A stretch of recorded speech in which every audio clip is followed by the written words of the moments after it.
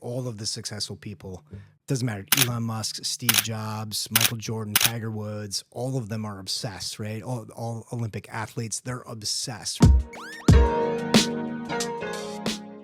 You know, you hear stories of them training and doing all these things. Like, how do they do that, right? Like Elon Musk sleeping on a couch or on the floor of the factory. Like, why would he do that, right? I mean, he's got a lot of money. He can go home, go to bed. Whereas he was obsessed with the goal, whatever it is for him. I think if you want to be ultra successful, you need to figure out a way to be obsessed at all cost.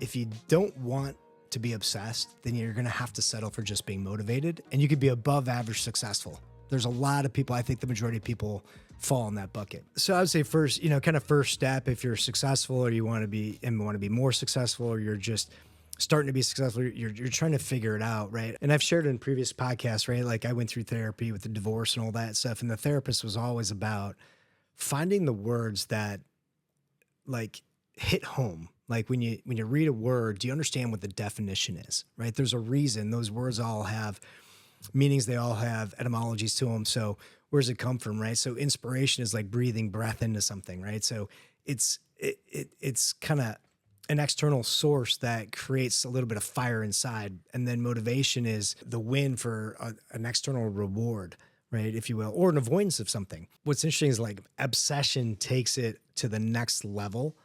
And it's just a relentless pursuit. A little bit of like understanding the definitions and the words, well, I think will help you figure out what your goals are. Are they inspirational things you wish about? Are they motivational and you're going to be driven for periods of time and you're going to have some setbacks along the way? Or are they obsession where it like there is no doubt you will achieve it? Like that's what obsession means. Like it doesn't matter what happens. Michael Jordan, you're going to win at all costs. Like he didn't think about losing. And if it happened, he took a lesson from it and he turned a loss into a win by the sheer mental thought of learning something to be better, to master his craft, to be obsessed with that. So, I did a little bit of research and I was trying to figure out, okay, so you've got, average achievers, right? People that are successful, but they're by and large in the population, just, kind of average achievers, right? They're making good money. They've got the nice house, the cars, the kids go to college, all those things, right? And then you've got successful achievers, which is kind of the next level. They can kind of buy anything that they want. They've got all the time in the world. They've got all those things. And then you've got the ultra successful. And so I did a little research to try and understand when you're making decisions towards your goal, what % of your decisions is based off of either inspiration, motivation, or obsession. And these stats are so interesting. So the average achiever, of their decisions, about 10% of the average achiever is derived from an inspiration. Only 10%. Now, again, these are just kind of average achievers. So they're achievers. By definition, they're already successful, but they're average, right? They're kind of the middle of the group right there, right? So 10% of it is based on inspiration. 85% of average achievers make decisions based on motivation, some kind of reward, some kind of avoidance of something negative. 85% of their decisions for average achievers is driven off of some kind of motivation.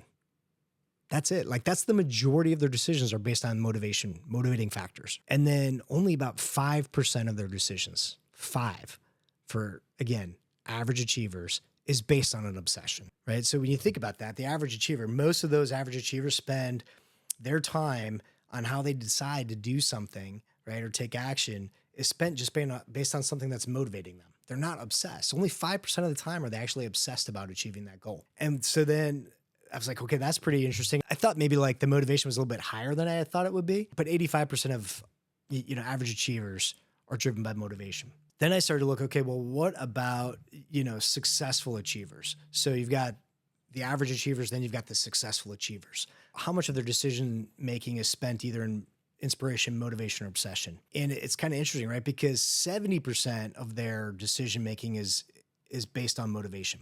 So less. So it's not 85%, it's 70% spent based on motivation. And then they spend about 5% of their decision-making on inspiration. Less than the 10% for the average achiever. About half that they spend through something that inspired them. The other 70% is based on a motivation.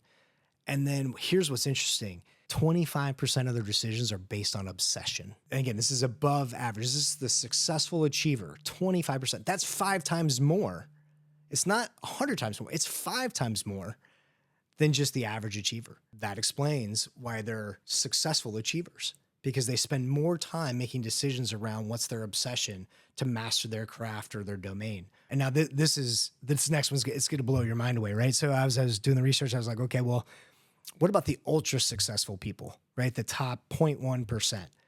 How much time do they spend making decisions around inspiration, motivation, and obsession? 80% of the time. 80%. The ultra successful will make decisions based on their obsession. That's insane, right? So if you think about, we'll go back to the Michael Jordan, right? Like he was obsessed with winning, right? And he was a scorer. And then the inspiration to become a defensive player of the year was like, because somebody said something and he's like, well, I'm going to prove them wrong. So it turned from inspiration to motivation and went quickly to obsession. Became defensive player of the year.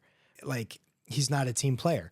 That went from a comment, which was the inspiration, to then he got motivated to work on his game, to then he became obsessed with creating the best NBA team he possibly could. 80%. Think about that. If you were intentional, your life's becoming more intentional. You're making decisions. You're in the moment with your decisions and you're thinking about what you want, why you want it, who it's impacting. And you're 80% of the time obsessed with those decisions to achieve that goal. You start moving into the top 0.1%. Like ultra successful people spend 19% of their time in motivation, 19%. And then only 1% of their decisions is based on inspiration. 1.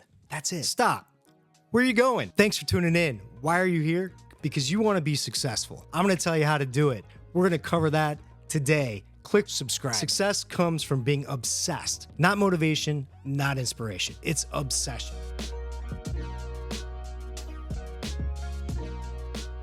I think at the end of the day, if you think, bringing these down to the words, their definitions, what does it mean? How can people be so motivated, so driven, so obsessed? I think it's because they've got intention around their goal. Then the goal transitions from motivation to obsession. I think about play life differently, and I think about the values and the beliefs that I have. All of my decisions are framed within those values and beliefs. I'm true to who I am in that regard, but like I'm obsessed with certain things, and those certain things then just get done. It's funny, the story with John, 444 Media in this podcast, it was like, it was an idea.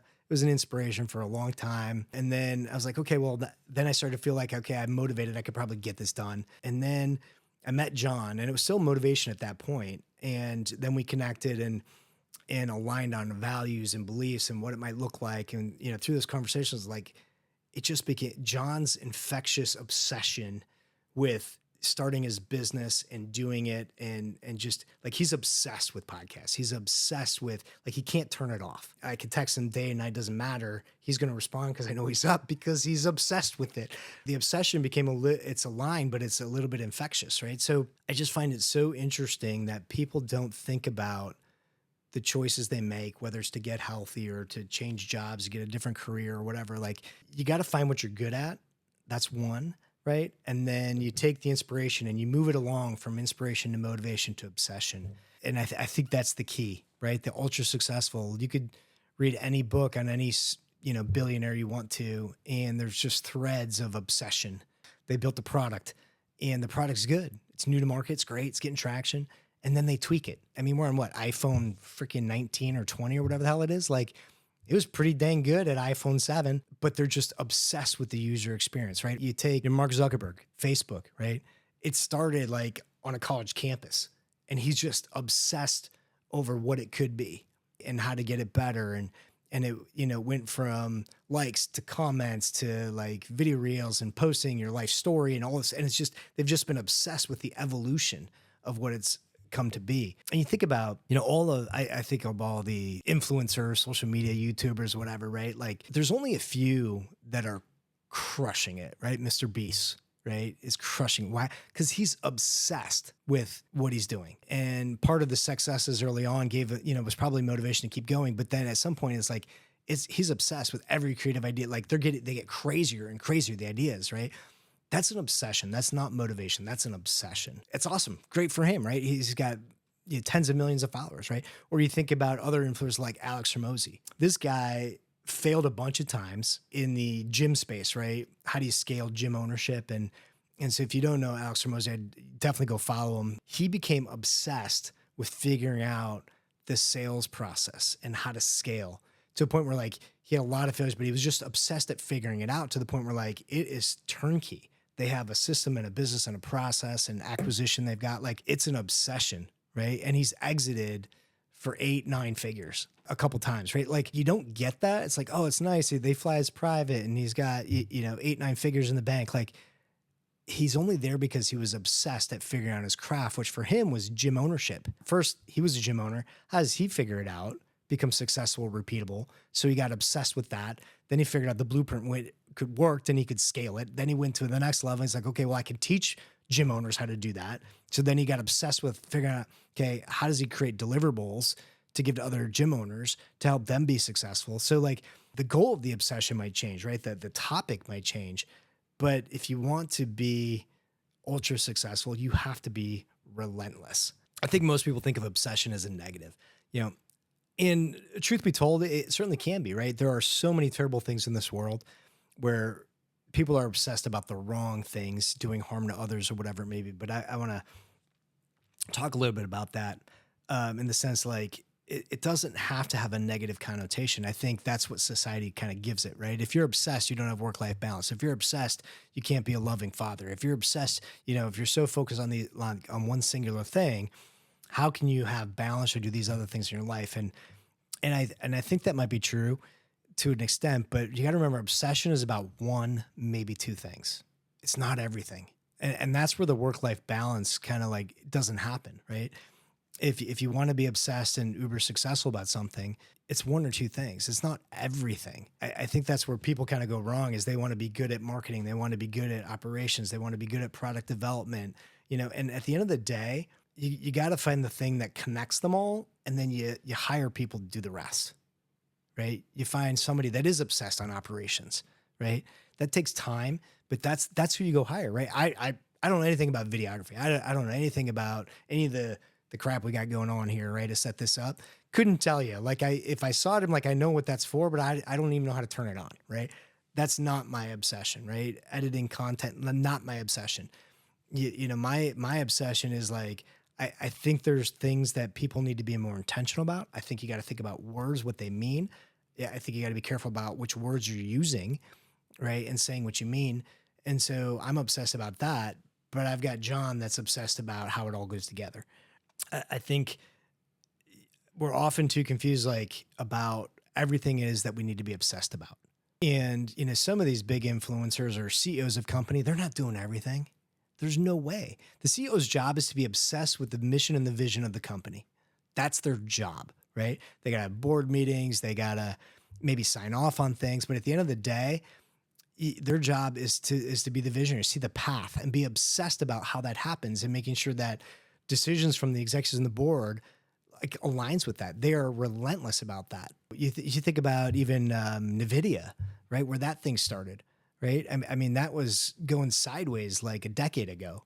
Right. And here it's like exploded. Right. They were obsessed with the fact that AI was coming. They were obsessed with the fact that they needed microchips and they needed to get those manufactured. They saw so clearly what it was in the future that was going to be needed that they obsessed over making it happen. And it took over a decade for that to happen. And here's the interesting part. Everybody with social media wants to be like uber successful in a hot second. If you're obsessed, it doesn't take a hot second. Like you got to go through the failures. You got to have the roadblocks you got to get over.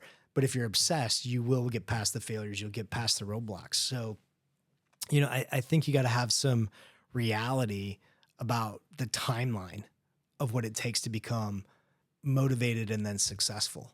And you can't be unrealistic about that. Success does not happen overnight. And unfortunately, in today's world, everything is like instant success or what seems to be. You think about, I guess the biggest example, because I fall victim to this, right? Is like, there's V-Shred and there's all these like health apps and whatever. Like I couldn't even tell you how many health apps I've purchased, right? Oh, it's just easy. I'll just log it in, right? Or Fitbit or, whatever it is. And it's like, oh, if you track it, you'll lose, 15 pounds in a month. And like, okay, maybe, but like, it's not going to stay that way because I'm not obsessed with it. What I figured out is I'd rather lose that weight over time, change my habits, change my mentality around it, and become obsessed with it so that I'm so obsessed that at the end of the day, if I'm looking at something to eat, like I know what it is, right? Because I'm obsessed. I know exactly what I need to eat and why I need to eat it, and it reaches a goal, And so that's something I've failed at many, many, many times currently, right? So my work now is, I understand the words of inspiration, motivation, obsession. So I want to move towards obsession with that. And again, not in a negative way where like I'm starving myself or I'm carb cutting or whatever, right? But obsession with like the daily habits of a healthy life, that's going to be my obsession with that. So if I can get to that, then the weight will come off. I'll feel healthier. I'll have more energy. So, I think in any aspect, but at the same time, building these other businesses, I couldn't be obsessed with health. I couldn't be obsessed as a father. I couldn't be obsessed with Elon or wealth management. I couldn't be obsessed on all of those things at the same time because they all take energy. And being obsessed takes a lot of energy. So if you're not prepared, right, then you just have to recognize that you're not in the obsessed category, you're in the motivated category. Having a clear understanding of like that's where you're at, and that's okay, right? Then just don't set the expectation or think you're a failure, that you're not ultra successful, right? Because maybe you didn't have the energy to get there just yet, right? So you got to be mindful of where your intentions are, which stage you're at with that. Everything I've touched is because if I have the capability, I have the capacity, the ability to learn something, do something, make something happen, then I have the responsibility to see it through. I have the responsibility to make a phone call, make an impact, make a decision that moves that needle. And so I'm going to talk more about what that really means.